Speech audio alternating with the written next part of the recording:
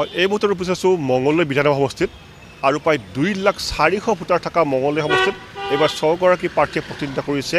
চাওঁ আহক আমাৰ এক প্ৰতিবেদন।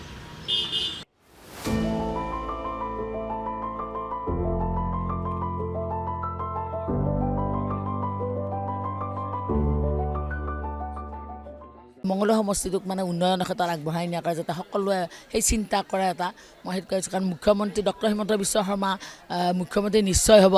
গতিকে তেওঁৰ যি উন্নয়নৰ যাত্ৰা সেই যাত্ৰাৰ পৰা যাতে মঙলদৈ সমষ্টিটো বঞ্চিত নহয়, মই সেইটো চিন্তা কৰিছোঁ। আজি মহিলাসকলক কিন্তু আগুৱাই নিয়াৰ ক্ষেত্ৰত সন্মান দিয়াৰ ক্ষেত্ৰত কিন্তু চৰকাৰখনে যথেষ্টখিনি পদক্ষেপ লৈছে।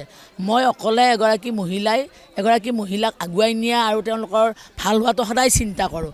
গতিকে এখন চৰকাৰে মহিলাসকলৰ কাৰণে যিখিনি সা সুবিধা দিব বা তেওঁলোকে মহিলাসকলক উলিয়াই আনি কি কৰিলে ভাল হ'ব, মই তেওঁলোকৰ সদায় সততে সেইখিনি কাম কৰিম। প্ৰকৃত হিতাধিকাৰীয়ে যাতে চৰকাৰী আঁচনিৰ সুবিধা পায়, মই কিন্তু প্ৰথম সেইটো মই চিন্তা কৰোঁ। নিৰ্বাচনী প্ৰচাৰ আপোনাৰ চলাই আছোঁ আমি, আৰু বহুত ধুনীয়াকৈ আমি আপোনাৰ মঙলদৈবাসী ৰাইজৰ সঁহাৰি পাইছোঁ আৰু য'তেই গৈছোঁ বহুত ভাল লাগিছে।